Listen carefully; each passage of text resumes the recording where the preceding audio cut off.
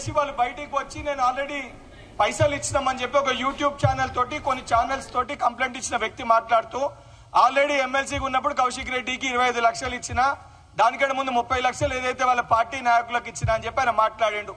మాట్లాడిన తర్వాత ఇదంతా బయటికి వస్తే బట్టబయలైతే గుండేడు వంగపల్లి గ్రామ ప్రజలు ఈయన గుడ్డలు ఉడదీసి కొడుతారనే ఒక భయానికి ఈ కేసు రిజిస్టర్ అయినాక ఆయన ఇచ్చినా ఇయ్యకపోయినా నేను ఇస్తా అని చెప్పి గుండేడుకు పోయి ఆ గ్రామం ఈ కేసు రిజిస్టర్ అయినాక ఆ గ్రామానికి పోయి 10 లక్షల రూపాయలు చెక్ ఇచ్చిండు కౌశిక్ రెడ్డి. మరి నిజంగా వాస్తవాలు అయితే వాళ్ళ దగ్గర నువ్వు ఏ తప్పు చేయకపోతే నీ పైన కేసు రిజిస్టర్ అయినాక నువ్వు ఆ గ్రామానికి పోయి 10 లక్షల రూపాయలు చెక్ ఎందుకు ఇచ్చినావు? మరి ఈ ఫోటో వాస్తవమా కాదా? ముందు దీనికి బీఆర్ఎస్ పార్టీ నాయకులు ఎవరైతే పాడి కౌశిక్ రెడ్డి ఆ దొంగ కౌశిక్ రెడ్డికి వత్తాసు వలుకుతున్న కేటీఆర్ హరీష్ రావు మాట్లాడాలి, సిగ్గుండాలే కొంచెమన్నా. నువ్వు మీటింగ్ పెట్టుకుంటే వీడు అడ్డగోలుగా ఎట్లా ప్రజల్ని దోచుకొని బ్లాక్మెయిల్ చేసిండో ఇవి ఒక ఎవిడెన్స్ మటుకే ఈరోజు బయటికి వచ్చింది. వాని చరిత్ర అంతా కూడా ఆడ ప్రజల్ని మోసం చేసి బ్లాక్మెయిల్ చేసిన చరిత్రనే పాడి కౌశిక్ రెడ్డి. ఇది గతంలో ఇదే హుజరాబాద్ లో అనేక మందిని ఉద్యోగాలు పెట్టిస్తా అని చెప్పి మోసం చేస్తే ఇదే హరీష్ రావు కేటీఆర్ దగ్గరికి ఎంతో మంది కంప్లైంట్ చేయడానికి పోతే మీరు సెటిల్ చేసిన సందర్భాలు లేవా? మీరు మాట్లాడిన సందర్భాలు లేవా? మీ పార్టీ జెడ్పీటీసీ ఎంపీటీసీలే వాళ్ళని కూడా మోసం చేసిండు, వాళ్ళ దగ్గర కూడా డబ్బులు తీసుకుండని చెప్పి మీ దగ్గర కంప్లైంట్ చేస్తే మీరు కౌశిక్ రెడ్డిని పిలిచి తిట్టిన మాట వాస్తవమా కాదా? ఇవన్నీ మర్చిపోయినరా? ఇప్పుడు కూడా కొన్ని కేసులలో తప్పు చేసిన వాళ్ళు బయట దేశాల్లో పోయి దాచుకోమని చెప్పి ఏ రకంగా మీరు సలహాలు ఇచ్చి ఫోన్ ట్యాపింగ్ కేసులలో ఎట్లయితే కేసుల్ని తప్పుదో పట్టించే ప్రయత్నం చేసిర్రో దీంట్లో కూడా ఈ దొంగని పారిపోమని చెప్పి, ఈ యొక్క దొంగని వెళ్ళిపోమని చెప్పి, ఈ దొంగని వేరే దగ్గర పోయి దాచుకో నీకు బెయిల్ వచ్చే వరకు అని చెప్పి ఇష్టం వచ్చినట్టు ఆ దొంగకి సలహా సూచనలు మీరు ఇచ్చారు. కాబట్టే నిన్న దొంగ ఏదైతే ఎయిర్పోర్ట్ లో శంషాబాద్ ఎయిర్పోర్ట్ లో దుబాయ్కి పారిపోనికి ప్రయత్నం చేస్తుంటే పోలీస్ అధికారులు ఆయన అరెస్ట్ చేశారు. అరెస్ట్ చేసినప్పుడు వాస్తవాలు తెలుసుకొని మాట్లాడాల్సిన మీరు ఆ రకంగా మాట్లాడకుండా గురువుని మించిన శిష్యుడు అయిండు మా ఎమ్మెల్యే అని చెప్పి ఆయన అరెస్టుని ఖండిస్తున్నామని చెప్పి మాట్లాడుతారు. సిగ్గు లేకుండా ఇట్లా మాటలు మాట్లాడితే ఈరోజు పాప మా హుజరాబాద్ నియోజకవర్గ ప్రజలు కూడా ఈ యొక్క దొంగ ఈ బ్లాక్ మెయిలర్ మాకు ఎమ్మెల్యేనా అని చెప్పి బాధపడే పరిస్థితి ఈరోజు ఉంది. ఇప్పటికన్నా ఇటువంటి వాటికి పైన మాట్లాడే ముందు వాస్తవాలు తెలుసుకొని మాట్లాడకపోతే ఈ యొక్క దొంగలకి ఏదైతే మాతో పాటు ఇంకొక మంచి దొంగ మా ఒక దాంట్లో చేరిండు, మా దగ్గర మా శిష్యరికంలో మంచిగా నేర్చుకుండి అని చెప్పి మీరు ఇటువంటి వాళ్ళకి ప్రోత్సహించి ఇటువంటి విషయాలను మీరు ఏదైతే దీనికి మద్దతు పలుకుతే రేపు పొద్దున ప్రజలు మిమ్మల్ని గుడ్లతోటి కొట్టే రాళ్లతోటి కొట్టే పరిస్థితి ఏర్పడుతుంది కేటీఆర్ హరీష్ రావు. అండ్ పదే 2 రోజులకి వెళ్ళి మీడియాలో మాట్లాడుతూ బంకచెర్ల విషయాన్ని ప్రస్తావిస్తూ ఏదో బంకచెర్ల విషయము ముఖ్యమంత్రి గారు ఏదో తప్పు చేస్తుర్రు, మీరేదో సత్య హరిశ్చంద్రులు, మీరేమీ తప్పు చేయలేదనే విధంగా హరీష్ రావు మాట్లాడుతుండు. అరే బాబు, మీరు చేసిన దొంగతనము, మీరు చేసిన లంగతనము మీకెక్కడ చుట్టుకుంటది, మీ గుట్టెక్కడ రట్టయితది, బాబమ్మర్దుల భాగవతం ఇంట్లో ఎక్కడ బయటపడుతుంది అని చెప్పి ఈ సమస్య మీ దాకా రాకముందే మేము ఇతరులని దొంగ అని అంటే ఇది మాకు చుట్టుకోదనక ఉద్దేశంతో మీరు మాట్లాడుతున్నట్టు చాలా స్పష్టంగా కనబడుతుంది. ఎందుకనంటే గతంలో జగన్మోహన్ రెడ్డికి ఉచిత సలహా ఇచ్చి దీనికి నాంది పలికింది మీ బావబమ్మర్దులు కాదు అని చెప్పి నిజంగా దమ్ముంటే ఏదైనా గుడికొచ్చి మీరు ప్రమాణం చేయాలి. ఎందుకంటే ఆ రోజు మీ పేపర్లనే, ఎందుకంటే వేరే పేపర్ క్లిప్పింగ్ చూపిస్తే అది మాది కాదు ఇంకో పేపర్లకు వేసిరు మా పైన కోపంతో అని మాట్లాడతారు. కాబట్టి మీ పేపర్లోనే వచ్చిన పేపర్ క్లిప్పింగ్ ఇది.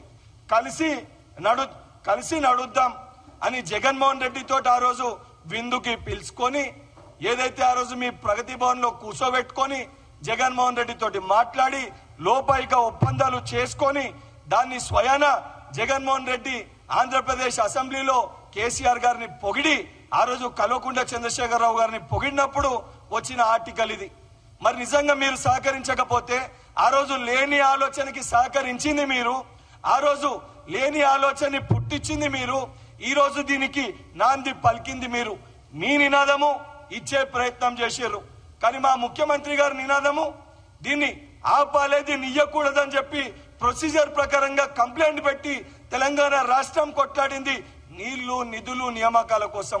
ఆ నీళ్లని మీరు తప్పిదం చేస్తే ఈరోజు ప్రొసీజర్ ప్రకారంగా బంకచెర్లకి అనుమతి ఇవ్వకూడదని చెప్పి ఆల్ పార్టీస్ ఎంపీస్ తోటి మీటింగ్ పెట్టి ఢిల్లీకి వెళ్లి కేంద్ర మంత్రిని కలిసి కంప్లైంట్ ఇచ్చిన నినాదం ఏదైతే మా ప్రభుత్వాన్ని, మా ముఖ్యమంత్రిది, మా ప్రజా ప్రభుత్వాన్ని, మీ నినాదం ఇది, మా నినాదం ఇది.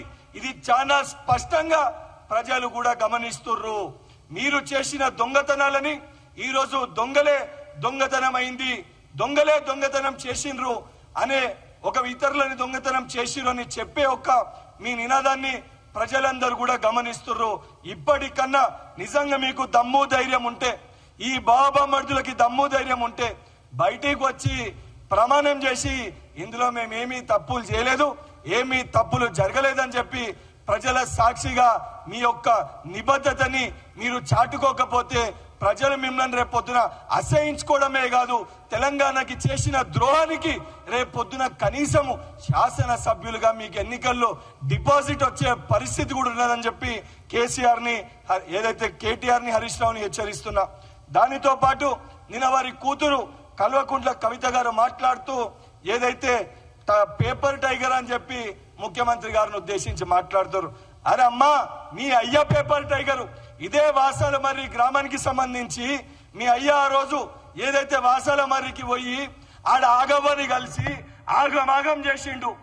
ఆగవ్వని కలిసి ఇల్లు కట్టిస్తా, ఈ వాసాల మర్రిని నేను దత్తత తీసుకుంటున్నా, ఇక్కడ ప్రజలందరూ కూడా ఏదైతే చాలా అద్భుతంగా ఈ వాసాల మర్రిని తీర్చిదిద్దుతా అని చెప్పి మీ అయ్య రోజు ఆగమాగం చేసిండు. మీ అయ్య పోయి ఆగమాగం చేసి వాగ్దానాలు చేసినాక వాసాల మర్రి గ్రామ పరిస్థితి ఈ రకంగా ఉండే.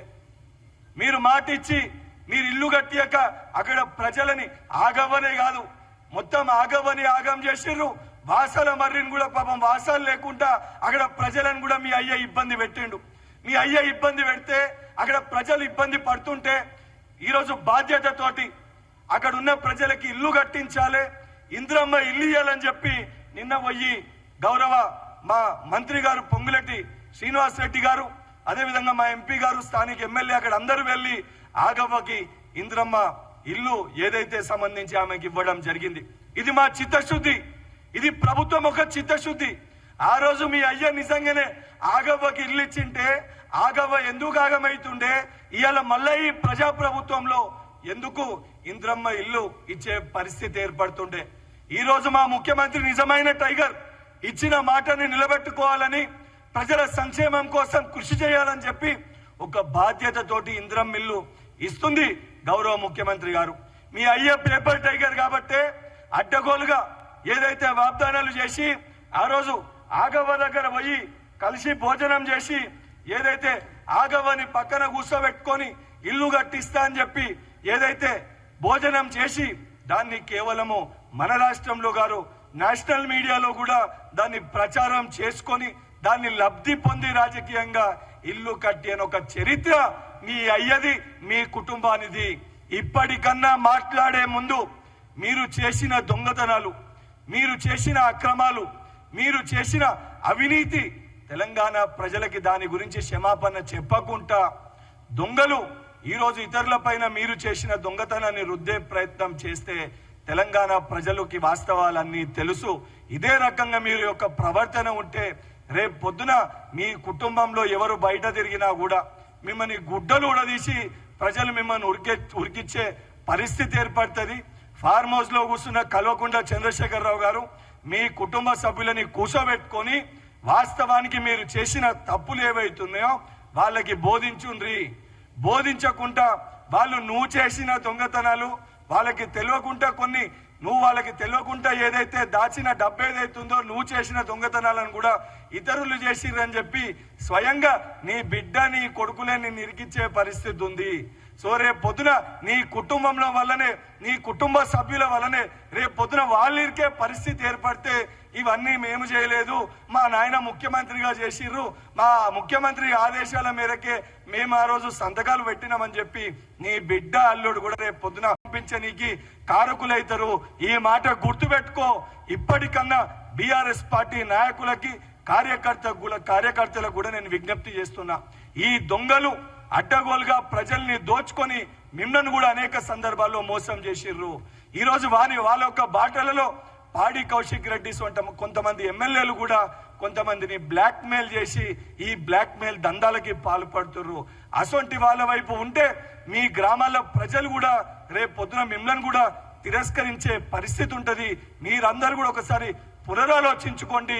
మరి వాళ్ళ వైపు ఉంటారా, ప్రజా ప్రభుత్వం వైపు ఉంటారా, పునరాలోచించుకోవాలని చెప్పి వారికి కూడా విజ్ఞప్తి చేస్తూ, ఈ దొంగలకి మళ్ళా చెప్తున్నా, మీరేదన్నా ఇష్టం వచ్చినట్టు మాట్లాడితే మీ గుట్టు ఇయ్యాలి కదా, ఎట్లయితే ఒక్కొక్కటి ఆధారాలతో సహా బయటికి వచ్చిందో మీరు మాట్లాడే ప్రతి ఒక్కటి కూడా ఎవిడెన్సెస్ తో సహా బయటికి తీసుకొని వచ్చి ప్రజల ముందు పెట్టి, దానితో పాటు ప్రతి అక్రమాల పైన కూడా విజిలెన్స్ కి ఇతర డిపార్ట్మెంట్స్ కి కంప్లైంట్ ఇచ్చి మీ పైన చర్యలు తీసుకునే విధంగా కూడా ఏదైతే నేను గాని మా పార్టీలోని ఎమ్మెల్యే